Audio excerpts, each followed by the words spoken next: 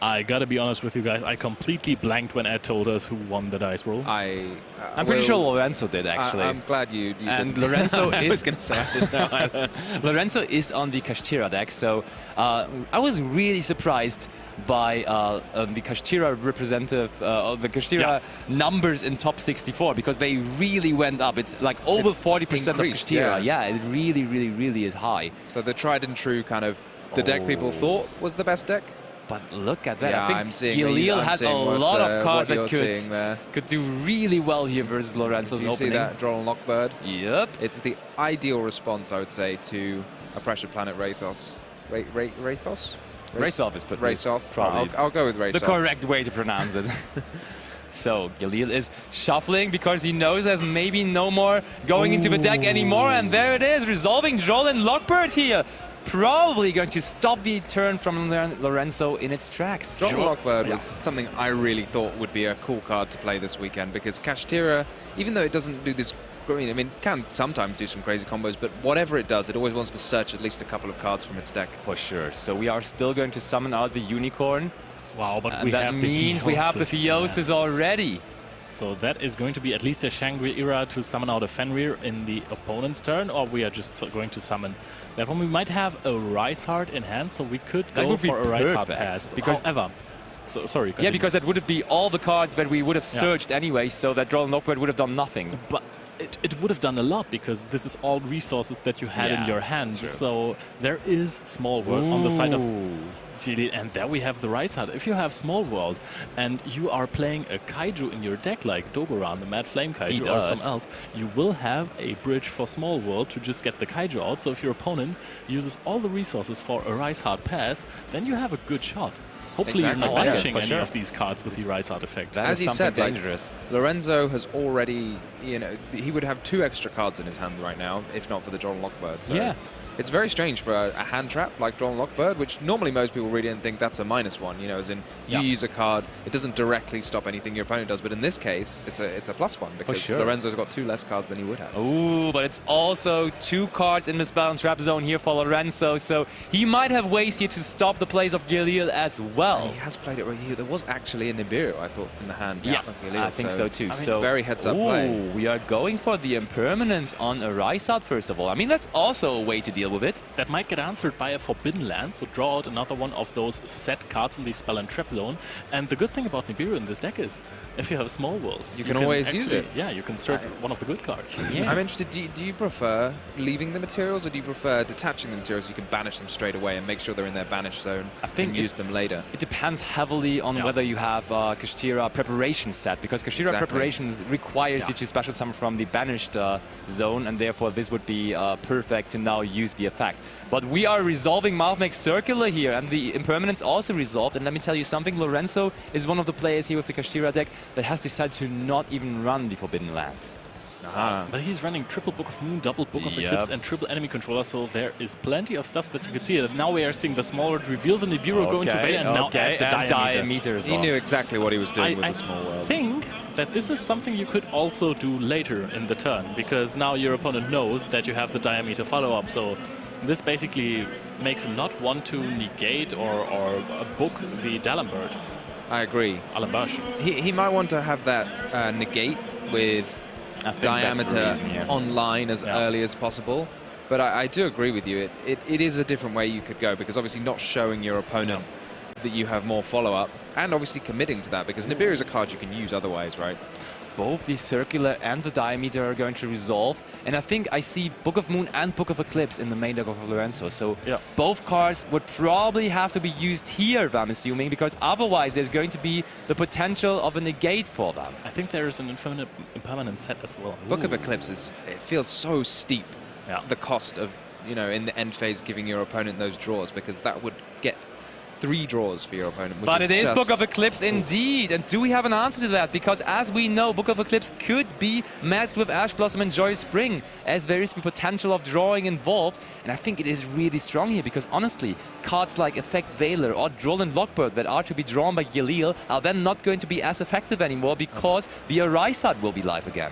And Gjelil is... Oh, and we are heading to end phase. He has nothing. He has the equation that he searched, and of course also the small world that we know of, but he has some follow-up for next turn. I was going to say, giving your opponent 3 draws, you don't necessarily have any follow-up in your own hand thanks to the drawn Lockbird. Is a Rise Heart going to take on the world by itself, do you think? I mean, it has to try it. It will otherwise try, you just yeah. lose. I mean, there's a pretty good line here, because we could just use a Rise Heart effect and then try to banish one of those cards, and then also try to attach the Big Bang at some point. So Big Bang could be our... okay. Oh, we started doing it now. Look, we just... Oh, yeah. I was going to say you could attack, and then that would let you attach the Rise Heart, and then you could attach the Big Bang. But Lorenzo's going for the Impermanence, which will let him do that in the main phase 1. Yeah, and I think when we see him do that, that probably or most likely means that he has a way to maybe go for enough damage to seal this game right here, because that's quite a big of a commitment to just get rid of that Impermanence, because that could have helped him next turn, honestly. But I mean, if you don't go for the Impermanence play, then you might actually not have anything here. So I think extending your field is really strong. Yeah, I really like this. It's such a, like, it doesn't look like the Arise Heart's doing anything. You know, all it does is banish cards from the opponent's field. But the ability to reattach and rebanish Kashtira cards is really powerful. And there comes Kashtira Birth right there. I would have also really liked a Theosis here, because Theosis would get banished immediately. You could add back the Rise Heart, and then it's really cool to activate it, Theosis with a Rise Heart in play. I agree. Normal summon Ash Blossom and Joy Spring, and that tells you something, that he is running the Baron de Fleur in his extra deck, which is just being summoned right there. Wow, this is crazy. I mean, along with the Kashtira Birth, this might be enough to attack the game on this turn, right? Because that's what I'm thinking. Pop 1 with the Baron de Fleur, the Kashtira Birth can get back the Fenrir, and then Fenrir can attack and use its effect to banish. Can't even get Nibiru anymore. That's the thing. We saw Nibiru being used for Small World. Just checking his zones there, because he activated Impermanence. Yeah. This is looking good for Lorenzo. We're adding the Fenrir. We can just activate the effect. Oh, he's just attacking. This is game already. We're It going is for indeed. A game in the second turn. That was perfectly played by Lorenzo. He gave his opponent so much advantage with the Book of Eclipse, but it stopped the turn. That was enough. In the end, again, if your opponent's only drawing in the end phase, it's like, it's not... I mean, if your opponent gets a turn to use those cards, it might be devastating for you. But if you can capitalize on the turn that you've been given by the Book of Eclipse, as we just saw, perfect gameplay. For sure. I mean, it was a little bit of luck involved, because his opponent did not draw into Ash Blossom and Joy Spring, because that would have been the one interruption that he could have drawn into that would have really helped. Because, like, as I said, Effect Veiler and Drawn Lockbird, I'm not doing it, but that Ash Blossom on Kashtira Unicorn would have been pretty good. Yeah, but... Oh, yeah, okay, all right, I get it. Yeah, that's true. That would have been... To be fair to Lorenzo, he had already played through a Droll. The opponent had Nibiru in hand, which he played around. But yeah, from there on, he definitely played that out like a charm. Also, it was so quick, right? He right away knew that he had to use the Impermanence and that he had a setup to go for game in that turn. And that is what he did there successfully. That was a really lovely line. Like, yeah, for sure. To spot activating the Impermanence, because, yeah, and then you need to attach the Big Bang first, and then you can get another material out from under the Arise Heart. Yeah, that's something hard to figure out, and did it on the spot and in a really, really quick time. So let's see what Gjelil can bring in here from his side deck. Something that I see that going first is pretty lovely is Rivalry of Warlords. Oh, yeah. And I mean, that is good in parts versus yeah, the Kashtira it's kind of deck. so-so, isn't it? Because there are a lot of cards that can prevent Kashtira from accessing their extra deck, like Rivalry of the Warlords, like Dimensional Barrier. But then a lot of players think maybe it's not so strong because the Kashtira monsters themselves are quite beefy. They can still banish cards from your field, your extra deck. But you would rather want to have it plus your combo than not, right? Because this is really strong. You can actually just search it out if you have a really good hand. With Parallel Exceed as an extender, it's easy. Yeah. That is absolutely true. And yeah, of course, it would then still make it happen that his opponent could not go into the extra deck, which is pretty strong because you do have those interruptions. You do usually have super factorials. So if you just leave him on monsters that want to go into a battle phase, and for example, Fenrir would be a monster that in battle phase could get rid of the rivalry, but if you then just use via super factorial, there is no no attack happening anymore. To get rid of the Fenrir. Yeah, it does sound like an excellent sort of complementary piece to all of the rest of your engine going For sure. on. So I definitely think we are going to see that now here in game number 2. The players are shuffled up, so let's get back into the action. Game number 2 here of top 32 of Ycs London.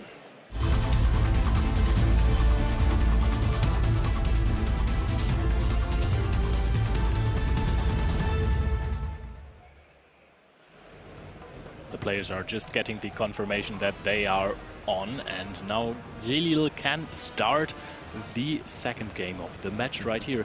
Hopefully he has access to Mathmech Circular. That would be a dream start for sure.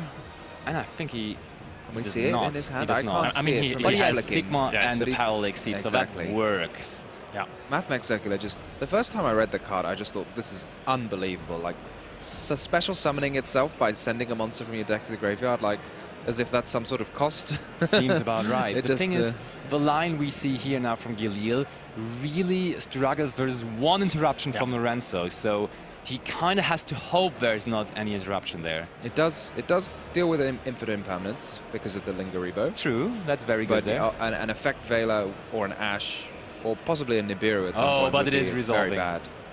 But, I mean, okay, there are some lines here. You can, for example, you can now search the circular, send something funny, because you already have the Sigma, you can send another Sigma, and then you can use the Alembertian to tribute the Lingeribo to summon back the Diameter that you just sent. Yeah, you have to send the Diameter, by the way. I'm pretty sure you gotta do that, yeah. And it clears your extra monster zone for Sigma to come back, which I like. That's a nice line. Definitely something I could see. And, it's he's tributing itself, though. Okay. I don't hate that. It's nice to have the Lingeribo as an answer to an evenly matched. For sure. That is true as well. So we are searching for the Super Factorial. So he had that one line, and it was quite risky because it will lose to one interruption, but he already got to the Super Factorial now, so I think he's happy there. Yeah, I mean, you have to go for it. If it's risky or not, right? You've got to do something. Yeah, for sure. What do you think he goes from here? Maybe Splash Mage into Hitzel? I like that. Yeah. I like that. There's the Splash Mage. Lorenzo says, of course, I haven't interrupted you yet, so I'm not going to do now. He might. Now might be the perfect time for a Nibiru. So there is Heat Soul. And now we are trying to draw into the rivalry of the Warlords. That would be a pretty decent draw. You don't want to draw that on your opponent's turn. You would much rather try to pick it up now. And now, like, obviously seeing a handful of hand traps. Ooh, Drawing Lockbird works as well, though. That's a pretty decent pickup, too. That's a really good card to draw on the opposing turn, but it also works here. For sure, for sure. I was like, having minimal engine is not great until it resolves, and then you have your, all you need is that minimal engine, and then you've got all of the stuff to back it up. Yeah, so his hand is just full of interruptions for Lorenzo. He's going to have a very tough time getting through all of this. I love the hand motion that Gjelil did, by the way, by passing the turn. It's the first slow hand motion is like, am I done with my turn? Yes! Like a magician setting up his pieces there. A bit of showmanship.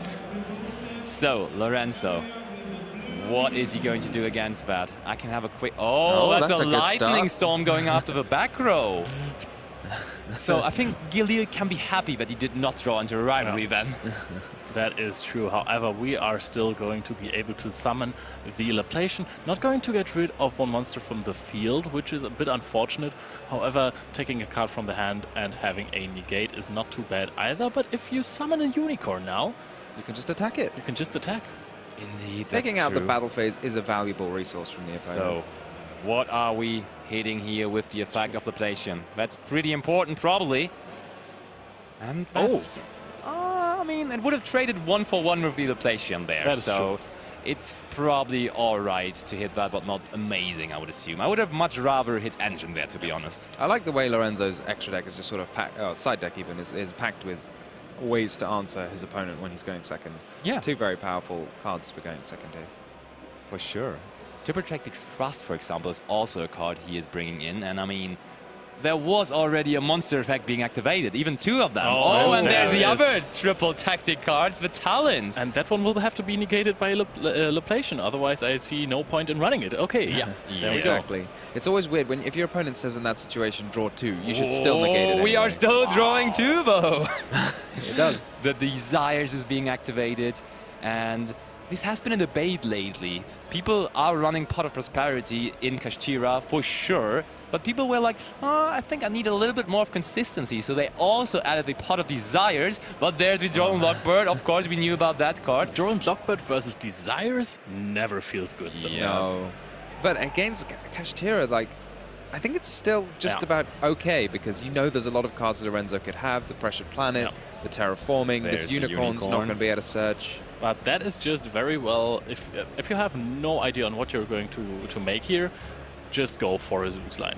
Yes. Yep. if I saw that correctly, it looked like Lorenzo only normal summoned the Rysart. That means he's not going to be locked into XYZ summoning here. So maybe he has plans doing something else. Maybe that would be a lot of fun. There is something else. But I mean, there's not the potential of a normal summoned Ash Blossom now anymore because he did just normal summon the Rysart. He could have special summoned it. It looked like he just normal summoned it though. Because like it's an effect. It is hand, an effect, so I'll grant you, but he could have said. Oh, but there's also Kashtira Burr for the Fenrir now. It's still quite an aggressive board. This is such a good field to out the opponent. You can get rid of the Heat Soul, you can attack, or you can just out everything and end on the Rysart. Exactly. Just by attacking. That is true indeed. Vanish, and then you get a replay, so you can attack with the exactly.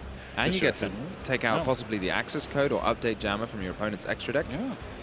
This is really strong, not gonna lie. This is what we call power spells.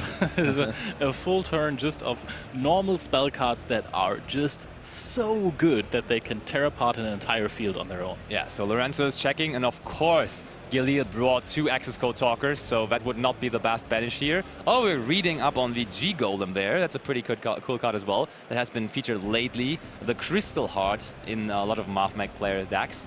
And I think Lorenzo is considering that, but that's not really the card you need there. And I think it's either going to be Update Jammer or maybe Splash Mage, because those are the cards that are scary in that follow-up turn to maybe go for game. So you can't really get the access code talker out of the equation, so I would assume that that's going to be the card.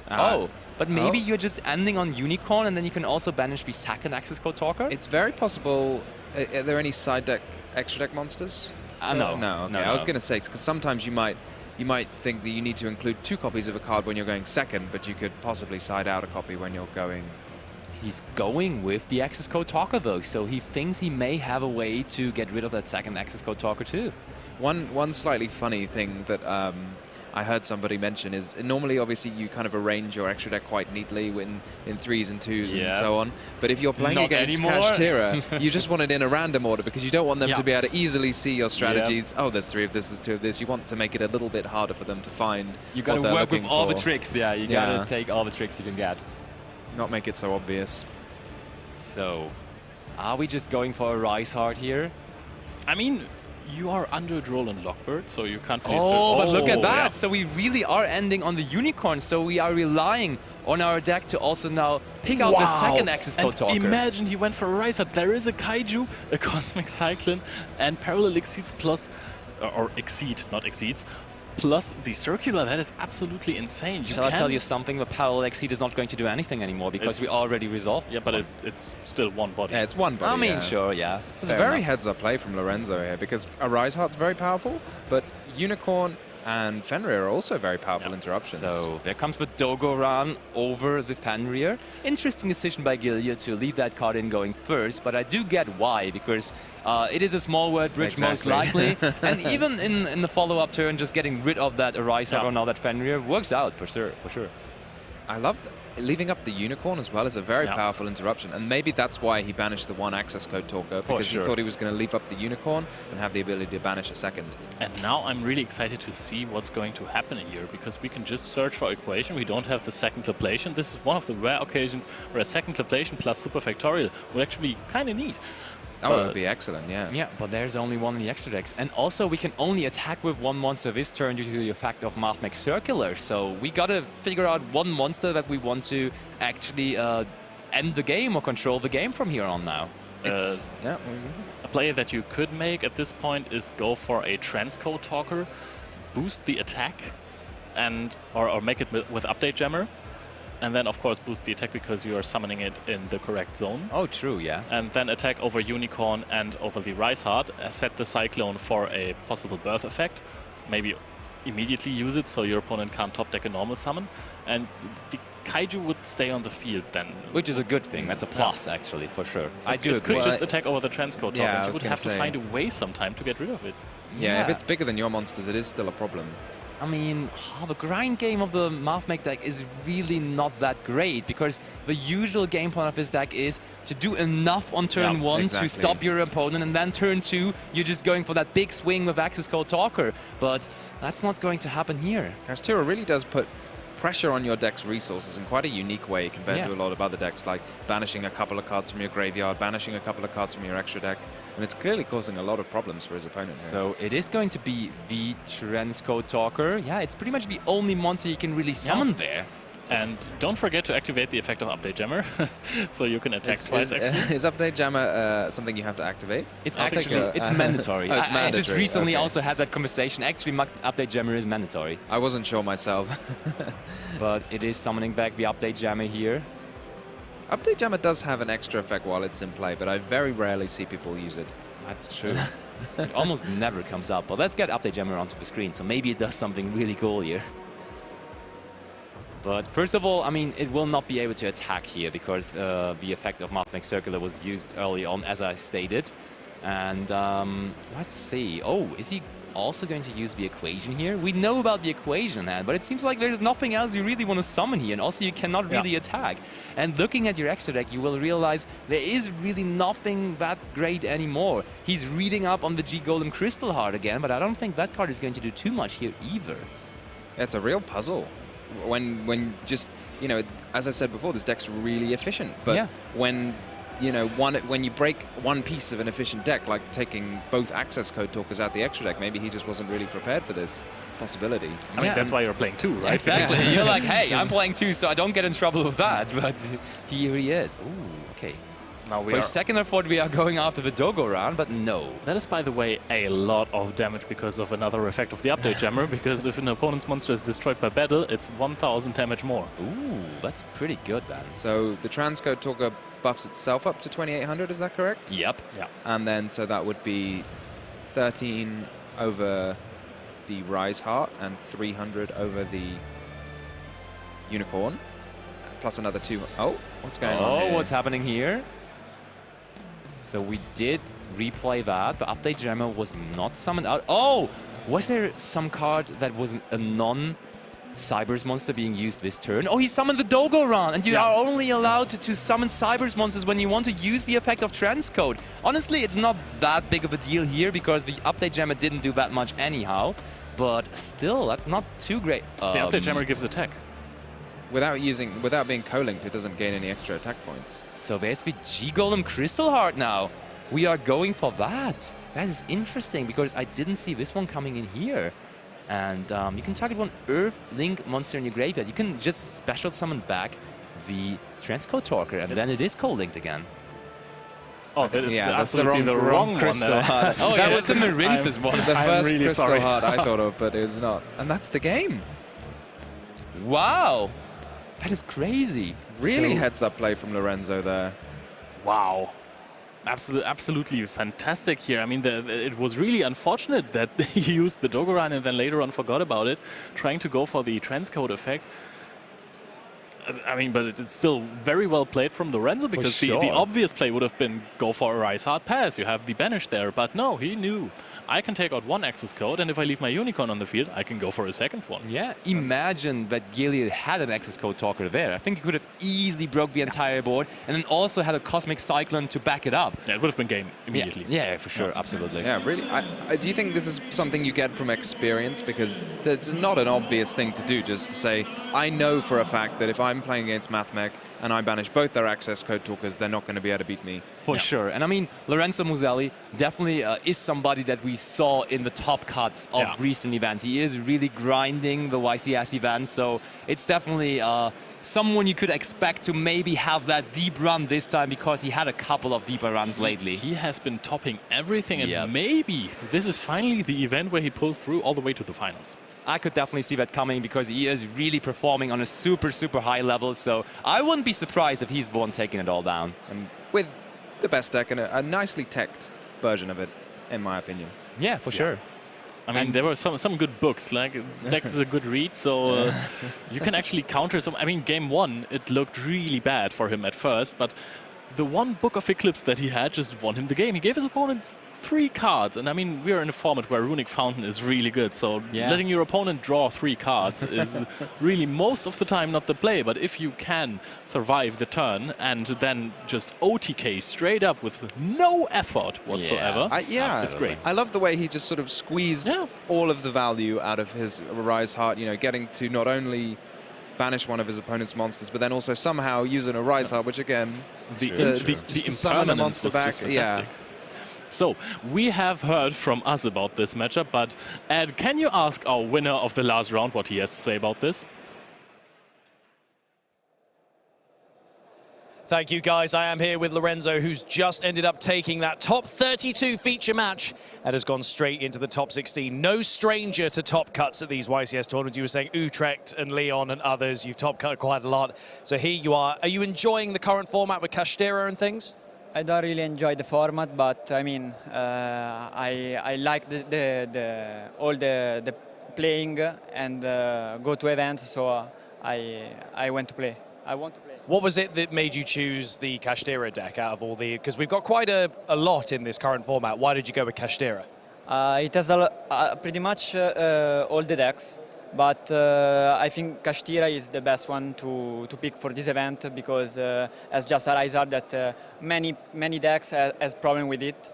So I just picked this for this reason. It makes sense. We had 41% of the top 64 were using Kashtira, so you're not alone in thinking that it's a good choice for the day. Let's go through the 2 games that you just had. So you got drolled on the field spell, but you made a Rise Heart and passed, and then the Rise Heart got impermed as well. So there's a lot of difficult things to navigate around that. What's going through your mind when you sort of have to keep going through so many different things?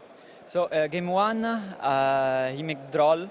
So I know that he's playing Mathmech, so I think he has also Nibiru in the deck. And then I could have played much extend, but I just Arise Pass because like Circular, he can activate Circular and like this, but he has also Impermanence. But unfortunately, I had Book of Eclipse to end up his turn, and then I drew Ash. Then Baron, and I make a play with the Kashtira Big Bang to summon Unicorn and to finish the game. You went for the OTK, all very good. And then obviously game 2, there was a little bit of stuttering at the end, which we'll talk about in a moment. But Gjelil started really well with a full combo and built a good field, but then you managed to lightning storm the back row and things, and then you had triple tactics talent to force out the negation. Then you attacked over Gjelil's monsters, so you were already in a really good life points advantage for a while. And then just at the end, there was the misplay with transcode because of the Kaiju summon, because obviously you had your Fenrir Doggerand. And then that meant that you can't, because I think the effect says that you can only do it when there's Cyburst monsters, but there was one dinosaur monster special effect. So when that was happening, was that quite easy to resolve, or did that complicate things? No, it was quite easy. The thing is, the game 2, when I took over his field, I managed to banish 2 Hatches code because I leave a Unicorn on the field. And then I leave 3 monsters on the field with Bird, so a lot of pressure. And then also with the Kaijus, but he admit defeat the next turn. Absolutely, and it just basically, that was where it all ended, admitted defeat, and there you are, a 2-game win in your top 32 feature match. Very exciting. As you go into the top 16, is there anything that you're worried about going up against? Do you fear the mirror match, for instance, or are you pretty confident with mirror match? No, I'm pretty confident. I know the mirror match pretty good, and I want to play, and I want to go at the end of the tournament, as always. Excellent. Well, best of luck to you, Lorenzo. Congratulations on getting this far. I wish you the best of luck through the rest of that top 16. Guys, don't go anywhere. We've got plenty more coverage coming your way before we get into that top 16 feature match very, very soon.